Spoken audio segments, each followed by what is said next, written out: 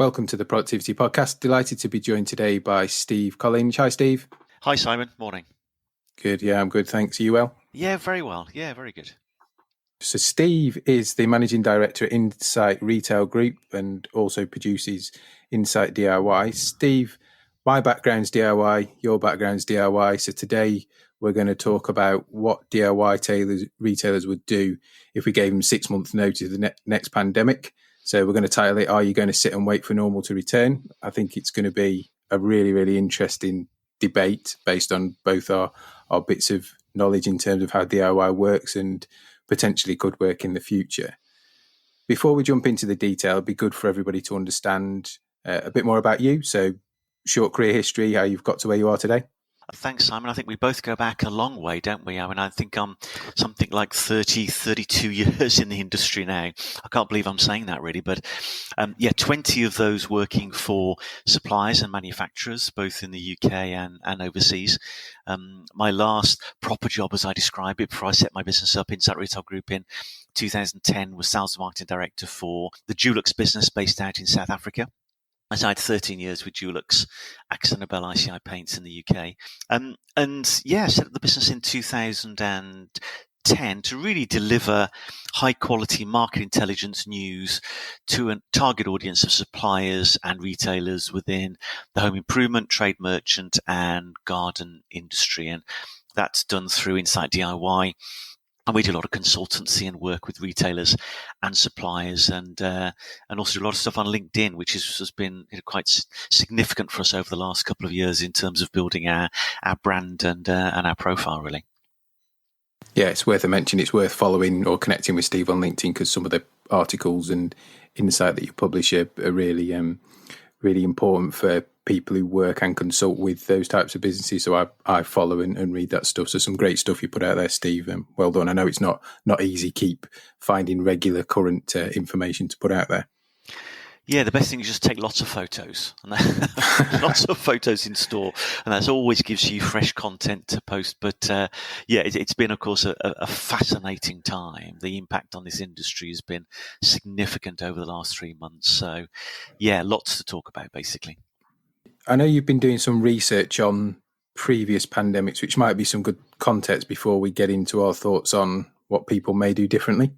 Yeah, I was fascinated, as I think we all have been, really, in terms of what's been happening to really not just, of course, the UK, but globally over the last 5-6 months now.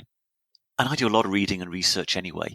And I was intrigued because this word unprecedented was being used consistently in the media by the government and by everybody that you spoke to, really. And yet this pandemic of 2020 is by no means unprecedented at all. There have been, this is what my research discovered, I think we've all heard of Spanish flu going back to 1918, 1920, but there was also 2 other pandemics in the 20th century, one that ran between about 1957 and 1958, and another that ran between 1968 and 1970. And these were fascinating, particularly the 1968-1970 one, because this, first of all, was called Hong Kong flu. So it originated in the Far East. And some of the elements of this were just so comparable with where we are today. I think around 30,000 people in the UK died. They discovered a vaccine within about 4 months of it originally starting, which happened around about June, July of 1968. And this was all good so far, because I'm thinking, great, we've clearly been able to discover vaccines before. And the very fact that I hadn't heard of or couldn't remember Hong Kong flu, and certainly the pandemic of 57, 58, made me think, well, that's great news, because if they are forgotten, then reality clearly does return fairly quickly. When I started digging further into 1968, 1970, that's when I got concerned, because despite the fact they'd found the vaccine, and despite the fact that miraculously, about 3 to 4 months after the start, so September, October of that year, the virus just vanished.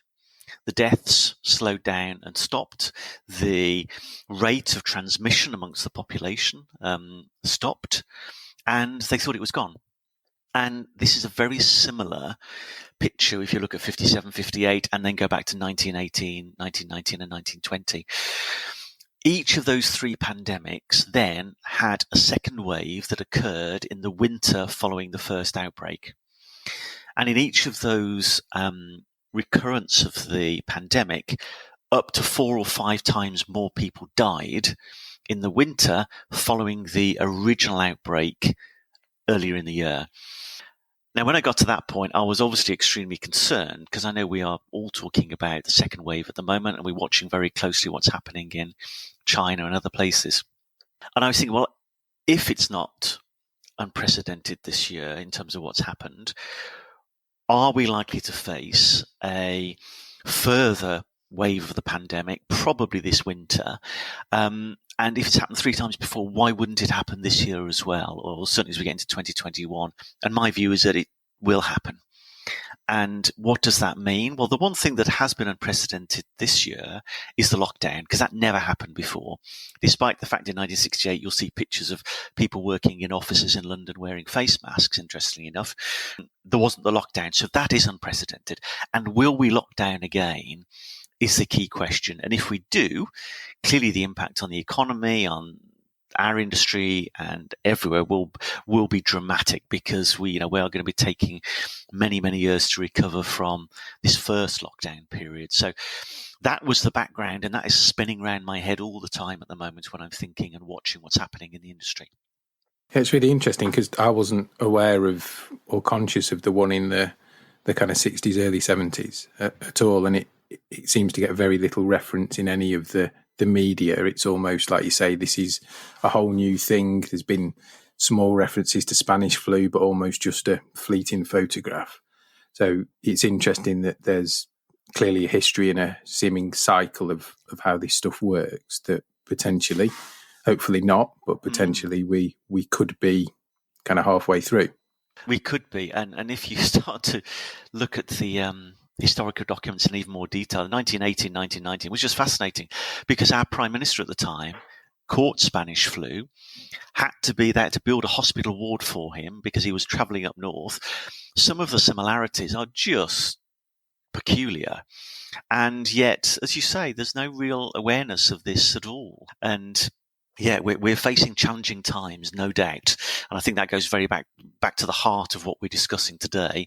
And that is quite simply, how do we then prepare as an industry if another lockdown is 6 months away, I guess. So if I'm a DIY retailer then, and I've, let's say today, been given a notice to get prepared, in 6 months' time, we're going to go through this all again. Be a bit different because the weather's different, and queuing outside a store or not being able to open your store are going to be massively affected by those things.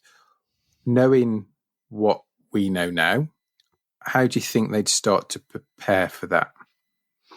I think the first key point is that this understanding of essential versus non-essential retailers. And if we go back to what happened towards the end of March, home improvement stores weren't asked to close at that stage. They were classed as essential goods, predominantly because of the supply of emergency products for the likes of tradesmen, plumbers, electricians, and those type of people.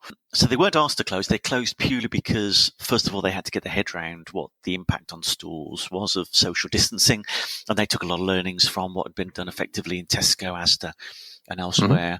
Mm-hmm. So I think on that side, there would be no change. If there was another lockdown, without doubt, home improvement stores would be classed as essential retailers once again.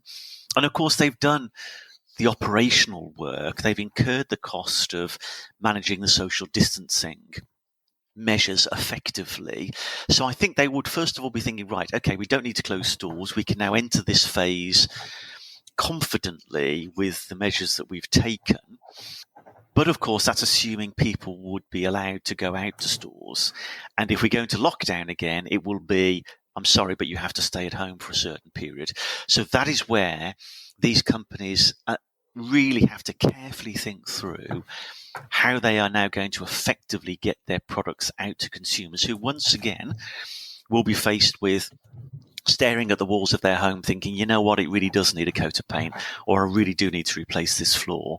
And you won't have the benefit then of being able to go outside necessarily if the weather may not be so good at that point. So this whole focus once again on home improvement, it's totally ironic for the industry that at a point when everybody had money to spend and time to spare on improving their homes and gardens, the home improvement stores were closed.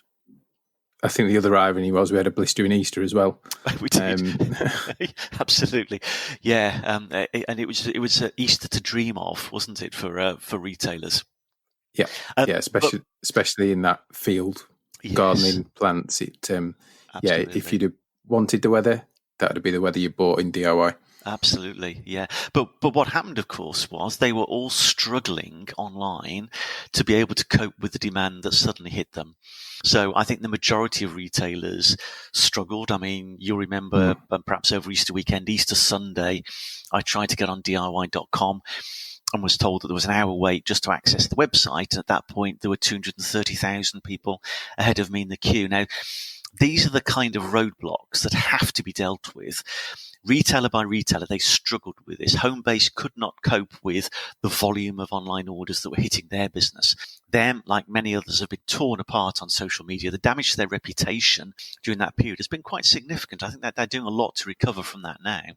But they were not geared up to cope with the volume that hit them. Now, why weren't they? We've had the internet for over 20 years. We have significant growth in online retailing year after year after year. Just before Christmas, we hit for the first time 20% of total retail sales were being made online. That's across all categories. And yet home improvement has still been dragging sadly behind that. And it's probably in the UK something prior to COVID, something in the region of about 8 or 9% penetration. Categories like paint below 2%. How can you have paint online, which is a bulky product to have to drive to a store and pick up? How can it be below 2% in terms of penetration when you have books and other products up at 80, 90%? And actually a lot of other home improvement products, whether it's flooring or wallpaper, at higher penetration than that. So the retailers weren't geared up. And to answer your question, maybe they now have 4 or 5 months to sort themselves out in terms of the user experience, in terms of availability of the products online, in terms of just ensuring that the flow of product from the retailer to the consumer's home is simple and as easy and as quick as possible, and not make it difficult, which is what they have been doing over the last really 10 years. My view is, Simon, their foot has been on the brake when it's come to online, because they have so many stores full of so much staff, so many stock. They have to keep that sustained. Steve, I totally agree. I think there's been a big focus on product and range. Maybe not online, certainly no investment in kind of store portfolios. For me, there's a couple of challenges they've got to quickly overcome, and I completely get where you were coming from with your experience online in that Easter weekend, because I had one with a different home improvements retailer, waited for an hour or did some stuff as a little man, slowly walked across the screen, and then found all the stuff I wanted, put it in my basket, and none of it was available for collection, which was a bit frustrating. And I'm sure I'm not the only one that's experienced that. But for me, there's a couple of challenges within that this industry is unique. One, the range of products. I think that there's a challenge in there from flat back kitchens through to screws and nails, and then the broadness of the range. I think that's a challenge to decide what's suitable or not. Two, I think there's a piece around the delivery network. So if you think of supermarkets, they've got a really good home delivery offer. It's well regimented. Everybody knows they can drive through now or they'll deliver. That kind of doesn't seem to have been a consideration. It's all collect, if you like, or as ever, they'll deliver a big shed from the manufacturer or a bulk delivery, but not particularly a couple of tins of paint or alike. And three, I think there's a real, for me, gap in the use of things like virtual reality, augmented reality when it comes to that paint point, because I think Dulux have got an app now where you can hold it against a wall and it kind of matches the shade. Mm-hmm. So the manufacturers are kind of doing it, not necessarily the home improvement retailers jumping on it. And I think we're in a world now where I would want to walk around my kitchen, let's say, with an app, be able to drop in the units, change the shape of the doors, change the colour of the doors, change the handles, change the paint, change the flooring, back to a big project. And then it almost draws me up a list of, based on the sizes, this is the flooring you need, this is the paint you need, there's your basket, that's the cost, when do you want it? Because you can do it with clothing, with the virtual wardrobe, you can do it with all sorts of other types of industries outside of that. So I may be doing a bit of a discredit, but I think there is a lag. I totally agree. I think it's more than a lag. I think it's a lack of ambition. I think it's a lack of investment. I think it's a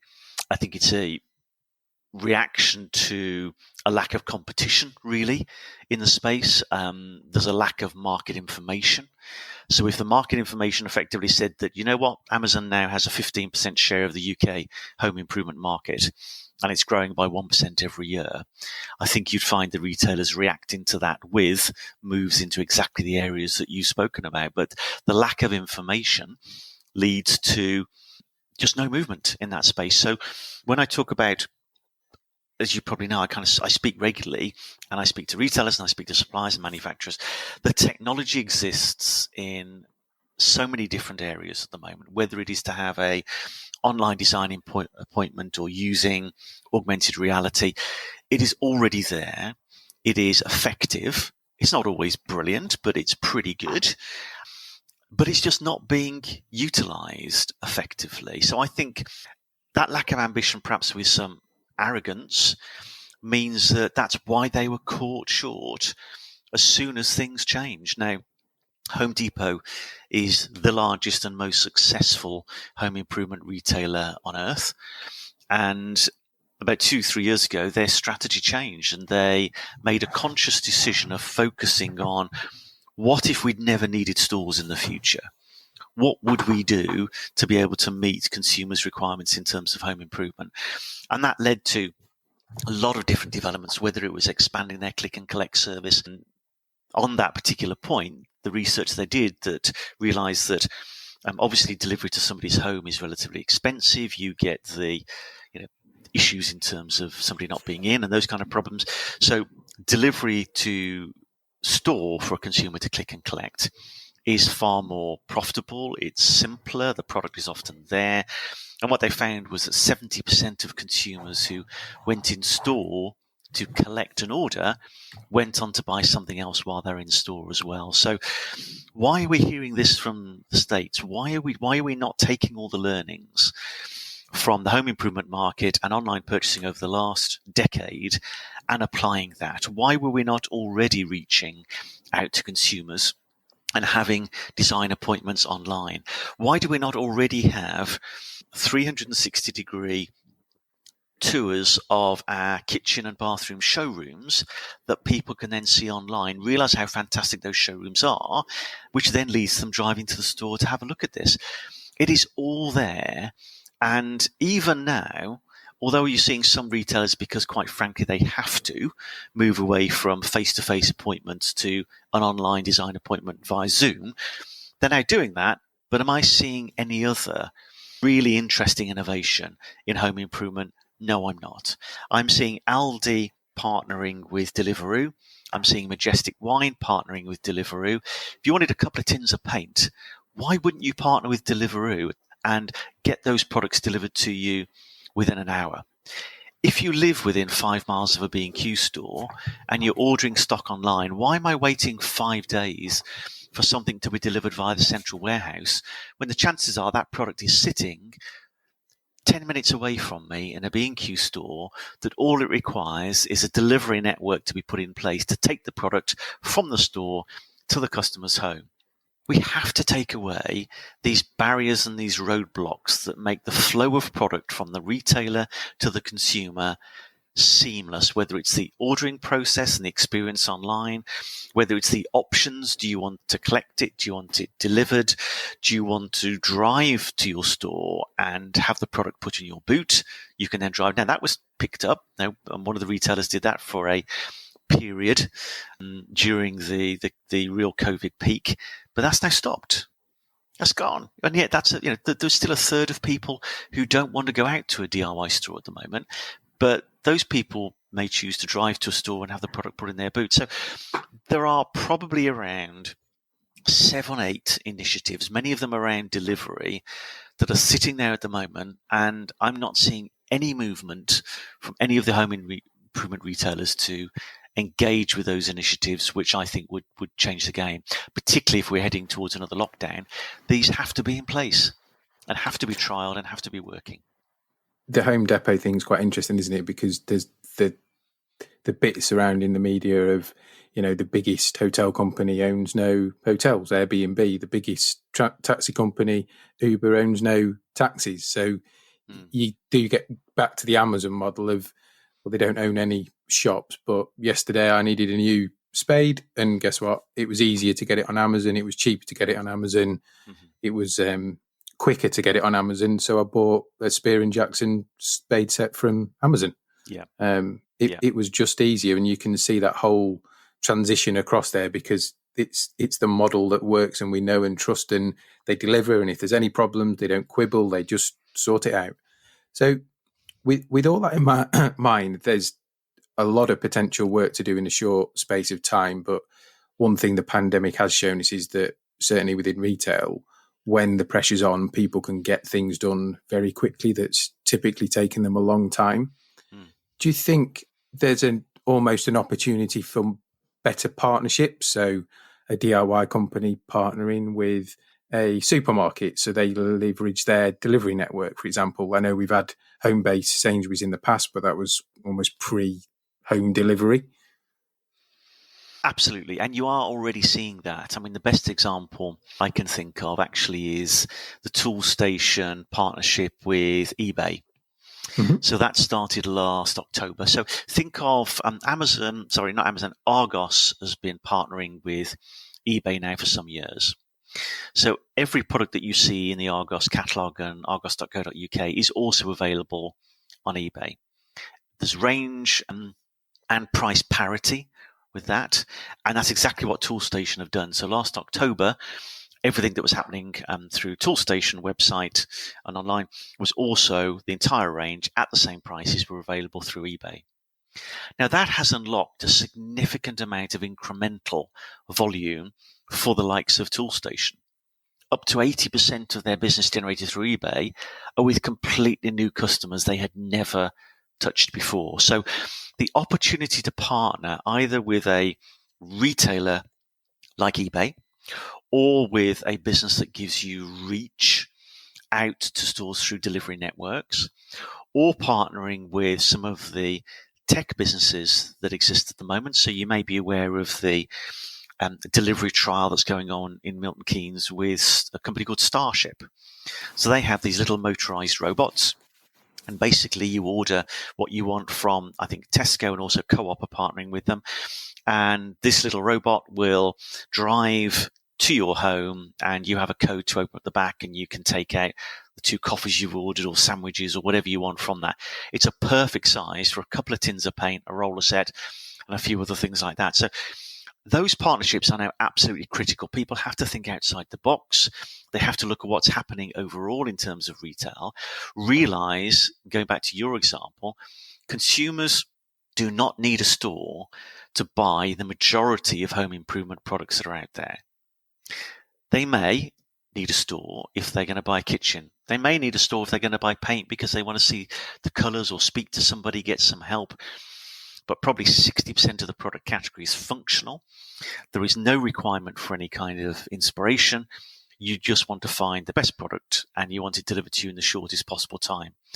Now, in the race to deliver that, if the established home improvement retailers are not even in the game, then they'll be completely left behind. It's the reason why 240 big box home improvement stores have closed for good in the UK over the last 8 years, which is a combination of about 60 odd B&Qs and almost 170, 180 home-based stores, have all been because they are not in the race with those businesses. And we haven't even started talking about Instagram and Houzz and Pinterest yet, how they are evolving their business models to become retailers.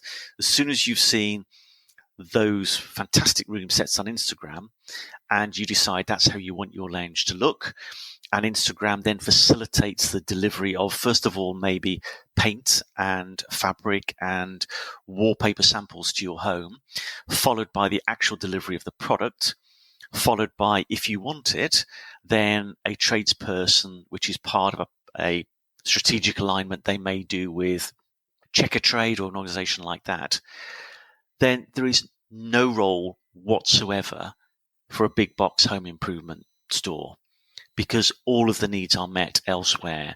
So this is not just about COVID. This is not just about coping with what may be a second peak. This is about the future survival of retail stores within home improvement if these businesses do not take the steps that we've been talking through today. Really interesting. And again, the things like showroom only stores, I think Wickes tried that a couple of years ago and pulled back from it.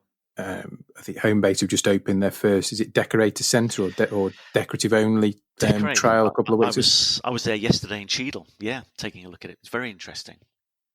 So they've been there and they've been tried. For whatever reason, they don't seem to stick, or the cost model doesn't necessarily add up. The other thing that crossed my mind is about space. So clearly lots of the DIY home improvements are big sheds, some of them dramatically overspaced, I suspect now, which causes different problems in terms of keeping them looking full, or multiple facings and stock depths of the same thing.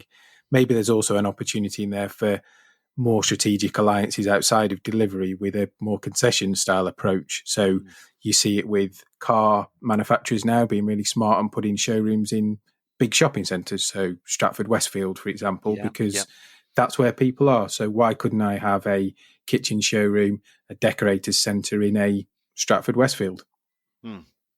You absolutely could. And just to touch on the point you made before, the big box warehouse stores, they have significant problem because they are hemorrhaging market share in some categories. Their businesses are flat. They're not actually growing. And as a result, you've got huge swathes of those stores that are no longer profitable. So the concession model is exactly what Homebase have been following up. So their acquisition of Bath Store and bringing in that Bath Store, it's owned by them, of course, but a Bath Store concession, and along with Pondon Homes and Silent Night and other brands like that, it's absolutely what you should be doing. And going back to the Cheadle example and Decorate by Homebase, that is a paint and decorative specialist on the high street in an area of some wealth. People have fairly high disposable incomes, big properties, and it's perfect. Speaking to the store manager yesterday, they had a customer who came in and bought 70 tins of Coupenol garden shades, an order worth £700. That's just a single purchase. The customers will go where the products are available and where they get good service. And in decorative and paint, you need some help with there. So it's actually a really, really good and interesting model that they should follow. The other thing I've been thinking about, when I was looking about 8 weeks ago and the DIY stores were just starting to reopen, and I'd seen that Screwfix had remained open during the whole time.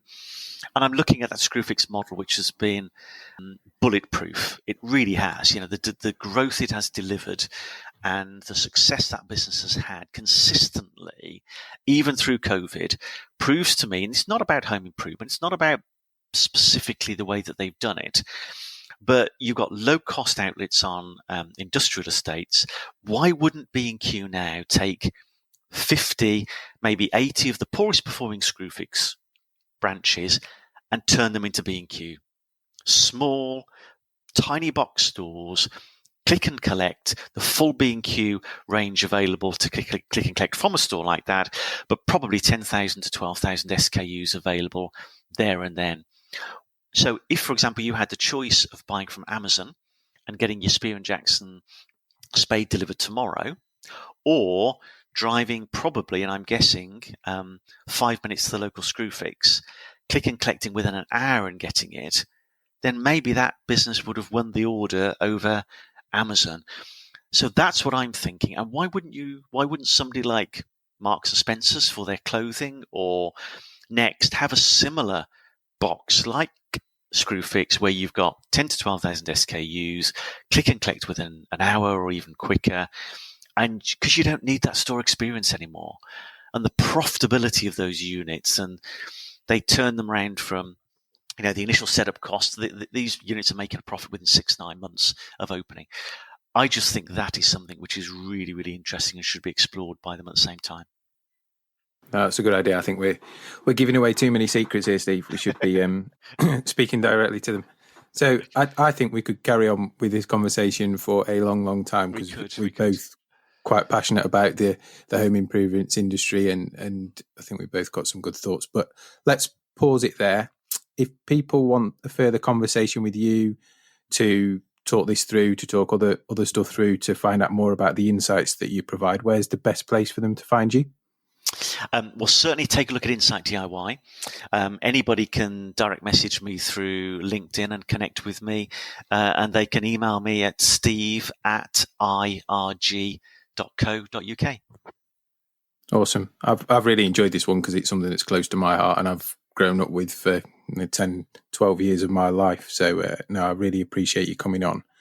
Final question for everybody that comes on is, what's the best bit of business advice you've ever been given? That's a really good question. I think it went back to when I was first thinking of setting up my own business in 2010. And I spoke to some other people who've been running businesses for a number of years. And they all said the same thing. You have to get a really good team around you. You've got to get you've got to get a good accountant. You've got to get somebody who's really good with the numbers. You've got to get somebody who knows how to run business, and just make sure that you've got that team, whether it's a graphic design or whatever the nature of your business is. Get that team around you, look after them, because that's the foundation for your business as you grow. And it was probably the best advice I received, because I searched out the right partners early on, and that really put me in a very good place. Yeah, very, very wise words. And for anybody who's thinking of starting up by themselves, I'd echo that totally. Yeah, experts are there for a reason, and you don't become an expert overnight, do you? No, exactly. So really appreciate your time, Steve. It's been an absolute pleasure. Look after yourself, and we'll catch up soon.